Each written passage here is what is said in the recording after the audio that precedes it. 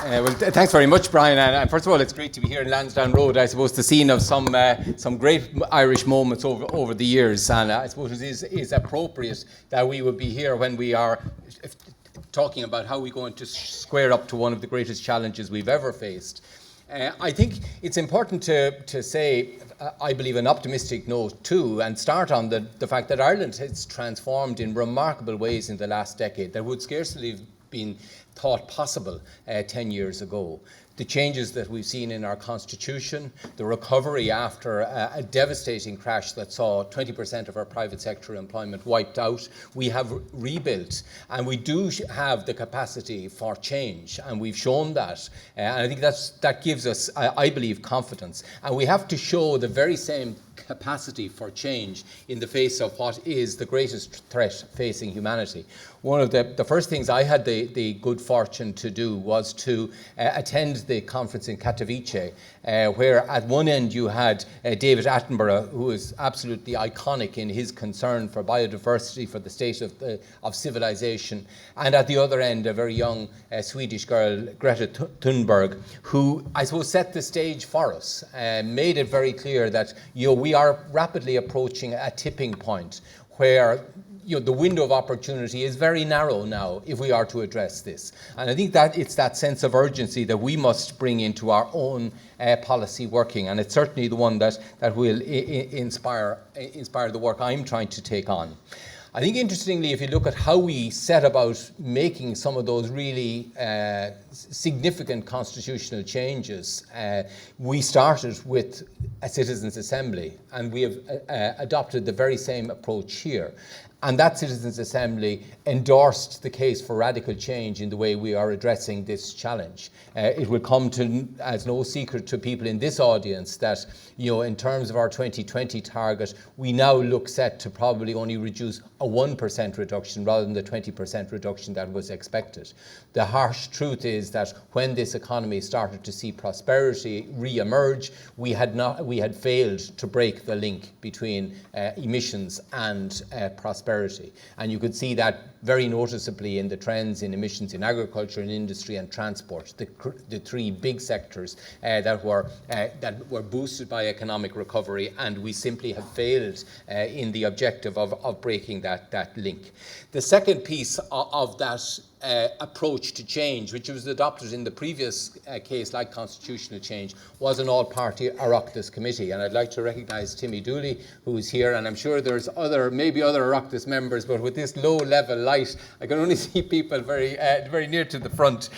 But to be absolutely fair to those who are in the Oireachtas, this has been an all-party committee drawn from those of all parties and of none. It has put in long hours evaluating, listening to evidence, and coming up with what is, I believe, is a very strong report. It deals with all of the key issues that I'm sure will be discussed today: renewables, the changes that need to be made in different sectors, carbon pricing. I think it is very encouraging to see that carbon pricing has been addressed, perhaps not on a consensus basis, but a large degree of common ground. But very importantly also, the responsibility of government and agencies of government to the Oireachtas for performance in this area. So it does represent a very significant change. We also saw last week, as Matt referred to, a decision, and indeed it was a motion by Timmy Dooley, that we would not only endorse this report, but declare a climate emergency.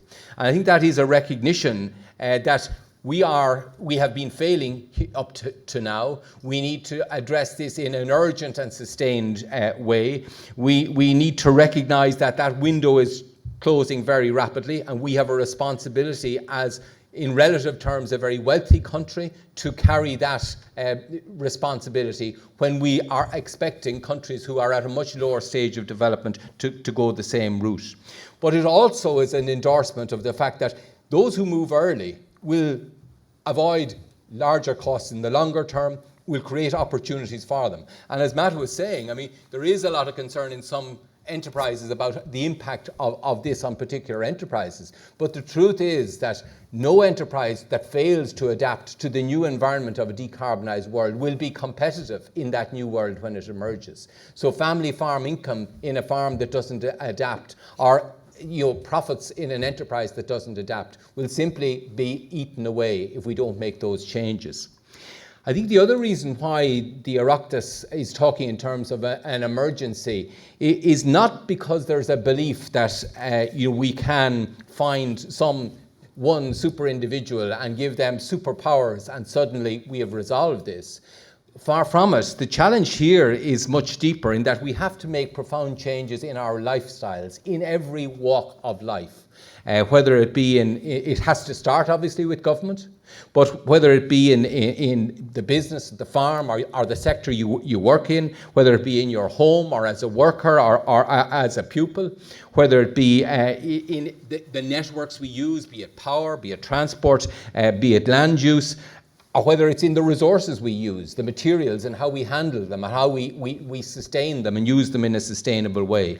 In every part of our lives, there is a need for radical change. It is in some ways like a conversion, and I know people don't talk in religious terms these days, but there's very much the same way. It is about changing a set of beliefs and putting behind that a sustained and systematic approach to a new journey. But what is really exciting about that is that while there are challenges on that journey, while that roadmap has uncharted turns that we have yet to encounter, what is absolutely clear is that at the end of that journey, we will have a better Ireland, a more authentic Ireland, an Ireland better attuned to the resources of the globe around us, a healthier environment, a better way of working within that environment. All of these things can be enabled if we take this journey and take it seriously. The approach that I've taken, I've been given the task by government to come up with a whole of government plan. And the reason for that is because it's such a wide changes in our lifestyle, every single agent of government has to be part of this. And you're rightly setting as your theme, how do we become a leader in climate change? Leadership is going to be key, not just leadership in the Oireachtas, and I think the Oireachtas has demonstrated some level of leadership, but we of course have to execute. But it's leadership in every single organisation of which you are a member. It is leadership within enterprises. It is that CEO person setting the target, that the issue of decarbonisation isn't some marginal issue to be handled by the PR department to show that we're not falling foul of some standard that has been set. This is about genuinely becoming leaders and seeing that this is a challenge that we all have a shared interest in delivering. And I think we need to become leaders, but it needs to start in every single organisation. And I think it's really important that we create that sense of a need for leadership from all our communities. The approach we've taken to this to try and identify the roadway, and I think the Climate Advisory Council was rightly critical of previous efforts in that there weren't clear targets set at sectoral level, there wasn't a clear roadmap of policy being sketched out. What we are seeking to do on this occasion is to identify those targets at sectoral level, at least in bands. And we've approached this by looking at, from a whole of economy point of view, what are the things that can be adapted at the least cost to get us to the 2030 target and to get us to the 2050 target, which as we see is now evolving towards increasingly a zero carbon target, to get us to those targets in the least cost approach that maximises the opportunity and minimises the burden. And I suppose the heartening thing of this exercise is that looking to 2030, about 3/4 of the actions we need to take don't actually impose an overall cost on the economy at all. But they do have problems with them. But they are, if you take the whole lifetime of the investment, some of the changes, whether it be investing in a better heating system for your home, better travel methods, electrifying our vehicle fleet, moving to a renewable-based power system. These are not actually imposing costs, but they do have high upfront costs, and they require people to have, to be able to think about the anticipated better world that is well down the line. And that's, I think, really why it's so important that I'm an economist by trade, and I think the first thing you learn about economics and the economics of markets is that People don't have perfect foresight. They don't have perfect information. The markets don't work in a perfect way. They make decisions often in a very narrow range, and they will often fail to realize even investments like this that have a long-term sense. So the things we have to do is to look through the various barriers that will stand in the way. Leadership, of course, is a great part of it, but we also have to have consenting procedures to allow the sort of changes in the infrastructure that decarbonisation means. It means, as you know, more wind farms, more interconnection, more building out our grid. It means transforming our housing system. It means denser and more compact and more connected development. These don't automatically just fall into our laps. So we need to work on persuading people as to the why of the creation of the new infrastructures that will sustain a decarbonised lifestyle. We also don't have a financial system that recognises that these high upfront costs are rewarded in the long term by de-risking those infrastructures, by those assets that are owned. We need to see the banking system take a different view and be able to support smarter finance that allows people and expects people to look at the longer term and to ensure that the financial system supports the sort of changes that we need. We need to see how do we overcome habit, inertia, lack of information, drag within our own administrative system. These are the sort of things that we need to create momentum within. And we need to be able to help people who are willing, and there's many people willing and have bought into this, but beyond recycling a plastic bag, they don't really know what it is they ought to be doing or how they set about it. And we need to be able to, when we engage people, and engaging people will be a crucial part of this, that there is a sensible roadway for them to get on board and to gradually increase their impact over time. There's also another, and I shouldn't be giving an economics lecture, I'm too long out of it now, but another big challenge with change of this nature, while you may say that the savings outweigh the losses, the winners and the losers won't be the same people, and that we have to make sure that in this, as it's called in the jargon, there is a sense of a just transition, that we help and make sure that those who are exposed to risk have the chance to adapt to make those changes. And that will be a huge part of it as well as that engagement with community to bring them with us, to make sure that there's a sense of fairness in how this is working out. And I think it won't be a plain sailing either. And I think one of the greatest threats to us being successful is to see divisions open up within our society. And there are real dangers of people pointing their finger at, sometimes agriculture feels it's particularly pointed at as being to blame in some sense. And I think we cannot allow this to become, setting one part of our community against another, or we will fail. Because there are lots of people out there who are climate deniers, free riders, and also there's many purveyors of magic bullets that simply don't work in terms of impacting on the carbon emission. I've heard them often, let big oil pay, as if it isn't we who need to change our dependence on these fossil fuels. Let China or India pay. I've heard that even in surprising quarters, that advocacy of a free rider, as opposed to us all taking our responsibility in a global area. The policy agenda will be very complex, and I think it will be, because this is much more than simply dreaming up a smart economic policy and finding, the intervention that is linked to the goal. This is much more about, finding leadership, mobilizing that leadership, bringing communities together to get a sense of shared reason for why we're doing it, and to see there is a community gain back from what's being done, having that just transition, having smart finance and bringing the financial sector with us, socializing the new infrastructure that we'll have to need, and getting a growing acceptance that is the way that we need to go if we're to honour our responsibilities. but also the more conventional things, the market signals, the carbon pricing, the sort of changes that will have to occur in regulations, tightening of regulations, particularly in areas where there's a very strong case that the gains greatly exceed the benefits.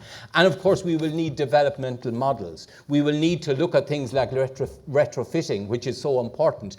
If we depend on just the individuals making those decisions, it will be slow and uncertain. We need to find a way of aggregating that and working together on a greater scale. So it is my intention to bring forward a strategy that, as Matt has outlined, it will go through electricity, it will go through the built environment, transport, enterprise farming, forestry, waste, all those sectors that you know are so important. And it will be a mix of policy interventions to try and have a suite that will reach those very complex issues that we have to address if we are to be successful. The approach I'll be taking is very similar to the one that we had in the Action Plan for Jobs.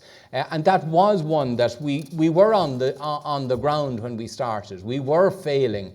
And it did take all of government, an intervention from all of government to help us lift ourselves off the ground. But the important elements of that, I believe, that were takeaways is first the importance of oversight from the Taoiseach's office.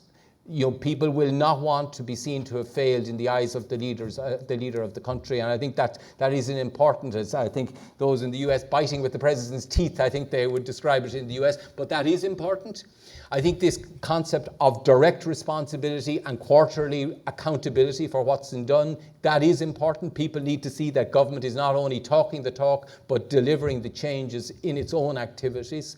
But also having this annual renewal of feedback, adaptation, because we don't know today what the technologies of tomorrow or 5 years or 10 years on will be. We need to position ourselves to be well placed to take them on board, but we need to be continually able to adapt and discard policies that simply aren't working. So I just like to conclude by saying, I think this is the biggest challenge that I have ever seen politics have to deal with, because there's so many dimensions to it, so many opportunities for it to be shunted into a sideline where we fail because we can't keep that sense of togetherness that's there in the Oireachtas. And what was remarkable was that was a unanimous vote. There were no dissenters from the Oireachtas vote on supporting the climate report and declaring an emergency. We to try and keep that consensus together and work together to achieve this. And I think it's great to see that the EPA is not only holding this today, but recognises that we need to be coming back each year to test what we've done, to shine the light in corners that we aren't willing to look at. I think it was, I don't know who it was, said that light is the best disinfectant. But that's certainly true. I mean, shining a light on what we're doing is the best way of ensuring that we don't ignore the inconvenient elements of what's to be done. So thanks very much for the opportunity to speak. I look forward to working with you, obviously with my Oireachtas colleagues at very close quarters, but also with the wider community who are stakeholders in this project. Thanks.